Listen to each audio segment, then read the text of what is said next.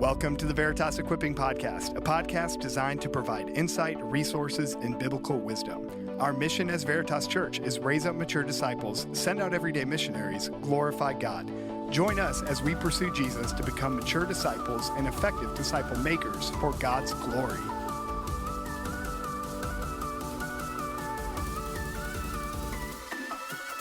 Veritas, welcome back to our Equipping Podcast. This is our third installment in our series on being a Christian parent.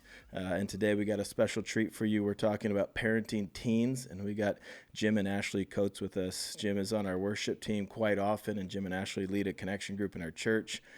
Jim and Ashley, welcome to the podcast. Tell us a little bit about your family.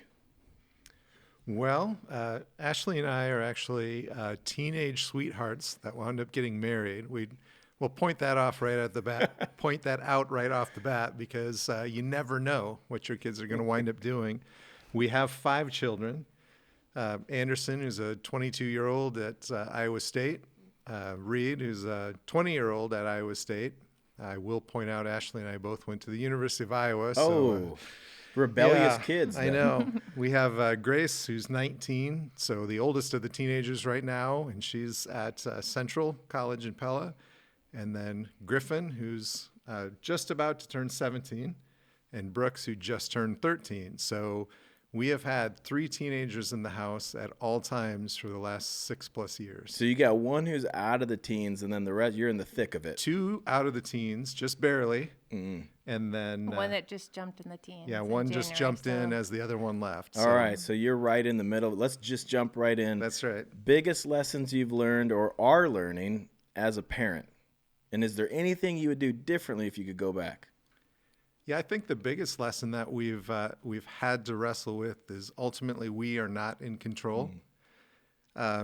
Obviously, when your kids are going through different things and making choices, you want them to make the best choices, but we don't have the ability to ultimately control and steer their life. We have to understand that they belong to God, just like we do.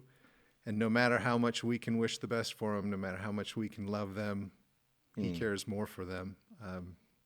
For sure. Any mistakes that come to mind, like, oh, I wish we could go back, we would do it differently? Well, I think one thing that I'm not necessarily sure it's a mistake. It's maybe something I wish that we would have done more of, and that would be just for me to be in the Word more. I think that would have been I think I had that as a last priority sometimes. It was just getting through the day. And now I see why it's so important to start it that way. And I kind of wish that I would have had more wisdom in that. Yeah, that's good. So often as a church, we talk about ministering out of the overflow of your own heart. Well, parenting out of the overflow, that's easy to run on empty and just keep going because the schedule's there and you got to do it. But no, that's good. I think one of the lessons I've learned, because I got 19-year-old now and 16-year-old, and we're kind of in the thick of it too, is you start to realize how short a time you have with them when it's like, oh, they're about to move out. Right. And that kind of panic moment of, I got to capitalize on these moments and fighting against my own selfish laziness to invest time in them, but feeling the pressure like time's almost up. And that's a big realization of a lesson I'm learning. Like, it goes faster than you think. And you never think that when they're 5, 6, or 7, but then when they're 18, you're like, oh, it's about up. That's been an eye-opener. Well, and fighting that temptation of worrying about whether or not they represent us well. Do they behave the way that I want? Are they ready for society so they make us look good? Like, it's more important that they're pursuing holiness and godliness, and that should be what we're striving after with them. Yeah. And that's, like, the teenage years are interesting because when you're a 6-year-old, we go to church and your friends here, this is what we do. And then when they start to form their own thoughts and grow up, we like try to instill faith in them, but know that you are powerless to change a human heart as a parent is definitely a tension to manage. What do you think is the biggest challenge to parenting teens, like specifically teenagers? What's the big challenge you see? Maybe you personally, or just things you observe in our society? I think there are a lot of distractions and a lot of voices that are getting into their head. They're in a media-based society, so there's things online, there's things going on in school, there's things on TV, there's popularity influences, sports, music, whatever else. There's a lot of things that can distract them from the truth. And, unlike when we were a kid, it wasn't that there weren't things like that when we were teens, but they're more and more prevalent, and they speak louder and louder. So it's even more important that we as parents are engaged so that there's a biblical counter to what they're gaining in all those societal circles. Yeah. So you guys were high school sweethearts. We were. So has that shaped how you parent teenagers that are getting into the dating world? Most definitely. Most definitely. We just talked about that on the drive over. Yeah. One thing I was saying, you mentioned that that we eventually got married, so you never know how these relationships are going to start. I really do kind of think about that now, as it's been mostly girls coming to our home, or our sons that have been dating them and thinking they could be potential spouses someday, and assuming that over not assuming it. And so already investing in them, knowing that even if it doesn't work out, they're human beings that are worth investing into. And so I definitely have that, at least that perspective in it. I guess probably too, like, we think about, wisdom and them spending time alone, or that type of thing. It plays into it. What advice would you give other parents of teenagers and their teenagers want to date?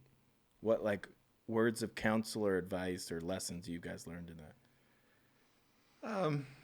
I think one of the things that we were talking about is don't expect your teenager to behave the way that you behave at whatever age you're at now. I mean, our hope is that they're making smart decisions, and certainly we want to put things in place that protect them from making poor decisions. But they're still learning. God's still growing them. So if me as a almost 50-year-old, if I'm trying to put the same pressure on my 17-year-old to act like a 50-year-old, that's not going to happen. So giving them grace. Still coaching and counseling them because we have gone before. We've seen what comes out of bad situations. We've seen what comes out of good situations. But then again, like Ashley said, understanding that even though it might not look like it's going to last forever, you never know. So love them as God loves us, both children, both teens. Yeah. And even though they're starting to seem more like an adult moving into that, they're still teenagers, and even in a sense of brain development is lagging. Like, so having good conversations on just boundaries, they're not an adult, so they have more responsibility, but not free reign. Like, where are you at? When are you going to be home? Is this a wise choice? Those are good parenting conversations. I think I've had some talks where it feels like, well, they're licensed, so they're just going to go where they're going to go. It's like, no, you're still a kid, and you're still the parent. So, right. I mean, don't make being their friend the priority. You're still their parent, and sometimes discipline and counseling them biblically hurts. Oh, that's really good. I think a lot of times, especially as they get into teenagers, you want to be their friend in a way that can compromise parenting. One of the biggest challenges I've seen is just technology. It's changed so much, like the access that they have on a phone, the connectivity, the social touch points. It's a different world, and trying to navigate where we didn't grow up with that. It's new to us. Has there been any rules or guidelines you've given kids with technology? We have them put their phones on the counter. That's something that we've kind of tried to do. We can't really control that once they go to college and then come home. We haven't really enforced it then, but during their high school years, we've asked them to put those things on the counter when they go to bed at night, just to not even be a temptation, not to be something that disturbs their sleep or be a temptation for anything else. But no phones in bathrooms. Yeah, they don't no take phones phones in in bathrooms. bathrooms. We do tell them that we're paying for it. We have the right to check anything on the phone at any point in time, and there is a trust with them. But we do try and not have them do anything in their room. We don't have free reign to computers or anything like that in our house unless they're in public spaces. And that's a frustration to the kids because they have friends that can do whatever they want, whenever they want. You always get that argument of, well, so-and-so gets to. It's like, Right. yeah, you're my kid, not. That's you know. right. Yeah. Well, and there's truth to the fact that you can't put a rule in place to keep them from everything of harm. So ultimately what we're after is training their heart to follow after God and to make wise decisions on their own. But at the same point in time, you don't want to put them in compromised situations where they get into trouble just because we were being careless as parents. But again, ultimately, they're in God's hands. So we, as parents, have to have trust in that. And we have to be taking that to prayer. Yeah, and those are just implementing wisdom in teaching them to handle technology. Even if your kid is mad at you, you're not there to be their friend. You're parenting them, and implementing wisdom is going to train them to handle that, hopefully when they're on their own. Right. So that's a big deal. How did your parenting change from parenting little kids to teenagers? Well, we kind of talked about how in the very beginning, we weren't afraid to use discipline early and start setting those boundaries right away. Obviously, in the beginning, it's more like safety issues and obedience. And then as they get older, hopefully, they are going to be needing that less and less. That's the goal. But I'd say biblical perspective, teaching biblical perspective for little kids is easy. I mean, it's the biblical stories, the basic concepts. When you get into the teen years, now there's application to things that are real life struggles. So we talked about some of the best times we've had with our kids have been late night conversations where they knocked on the door at 11 o'clock at night, came and stood at the foot of the bed and talked through whatever they were struggling with from a biblical perspective. You don't have to do that with little kids, but Yeah. you do that a lot with teenagers. Yeah, with a little kid, it's who's Moses again? Right. And then with a teenager, it's why is there evil in the world? Right. The complexities of questions are different for Right. sure. You mentioned, Ashley, about being disciplined when they're young. I've always felt like how you parent when they're teenagers really reveals how you parented when they're young. Like, are you trying to catch up on the discipline you missed out on, or Right. are you reaping the benefits of disciplining young and really enjoying the teen years for I sure? think that's really true. Yeah. Okay, 3 pieces of advice you would give parents specifically of teenagers today. So we wound up with 4. Yeah. So, Have so to you do get a 4 bonus if you piece. want. Bonus I guess, but advice. You want to start? Well, I mean, in my own parenting, it kind of goes along with what I said, and maybe things I wish I would have done better. But I don't think there's anything better, more powerful you can do in your parenting than to pursue God with all of your heart. And I think that is what gives you the ability to endure through some tough things. I think that is what you're just going to respond better to their mistakes, to things that are unexpected, all of that. If you're walking with the Lord closely, it just affects everything. So I think also your kids see that genuine walk. It's not something you can fake. And they pick up on that. They've been taking mental notes on us their whole lives, a lot of years before they become teenagers. So they know when it's something that's generally important to us or when it's just something we're saying because we think it's the right thing to say. So that's one good. thing. We also said that pursuit helps to model biblical priorities. So contrary to popular opinion in today's culture, it's God first. It's Ashley second as my spouse, and the kids come last. And so making sure they are seeing that model, the priorities that they should have. We also talked about asking kids for forgiveness. This is a tough one because parents want to believe that they're right in everything and righteous in their anger and frustration and whatever else. But the reality is you can do a lot of damage if you're not willing to come to your child and say, I was wrong. I reacted out of my frustration instead of my concern for your holiness. And kids pick up on that. Teenagers pick up on that, and it can build resentment. Oh, for sure. I think outside of Marcy, there's nobody I've had to apologize more to than Moses, my oldest son, probably. Yeah. Yeah. Well, and we have experienced early. We know that there's a lot of things kids will forgive us for if we ask them.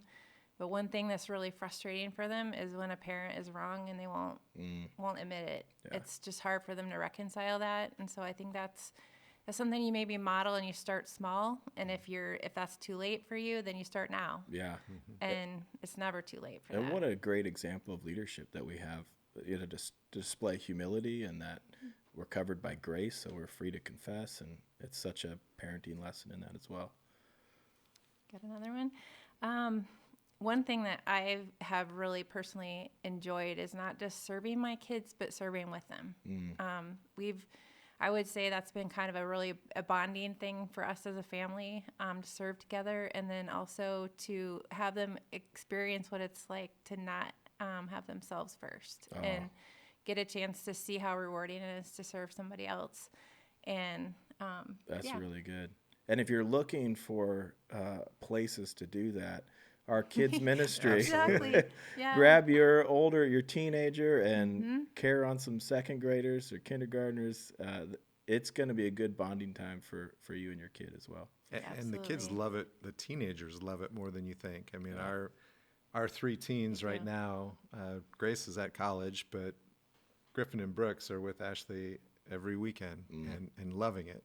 Well, and Grace is also doing that where she is now because she missed it here. Oh, yeah. And we have all our little funny inside jokes too, just from having experiences together. And even some of the kids have bonded with some of my kids, and to see them not cry when they come into the 2-year-olds is really fun to see, and I think rewarding for them too. So, That's really neat. yeah. I think the bonus one we'll throw out is to be a consistent presence in our teenagers' lives. And I want to be careful with that because, like I said, there's a lot of people who make their teenagers their priority, and they turn their whole life upside down to focus on the kids. And that's not really what we mean, but it's because they have so many influences coming at them in this world. You are a strong voice. You're somebody that they trust for a biblical perspective on things, but you have to be present. And being present, means be interested in the things that they're interested in. Put your phone down when there's opportunities to talk to them. Even when you're weighing life decisions, like, is that next promotion, are those few dollars worth those fewer hours with your child? I mean, those should be real struggles that we're going with, because as you mentioned, it goes by quickly. And the closer you get to them leaving the house, the more urgency you seem to think is behind that. But, start early, be consistent, be present, go to their events, pay attention to their friend groups, pay attention to their interests. Yeah, that's really good. Even to capitalize or to initiate in those moments where it's not just a car ride home, ask questions, initiate conversations, because it's easy for them to just stare at their phone or stare at the TV, but find those moments where you can initiate and have the courage to ask questions that parents should be asking. Sure. Even if it's an uncomfortable question, it could lead to a really fruitful conversation. So that's been helpful in our house as well. Yeah. Guys, thanks for sharing what you've learned, what you're learning, how you've done that.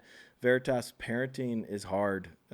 Parenting teenagers is hard, and we want to be an encouragement and a resource to you. Hopefully this was helpful. If you are just at your wit's end, there are a lot of people in this church that have done it or are in it and would love to walk alongside with you. Reach out to us, and we'd love to do anything that we can to help you. We love you. We'll see you.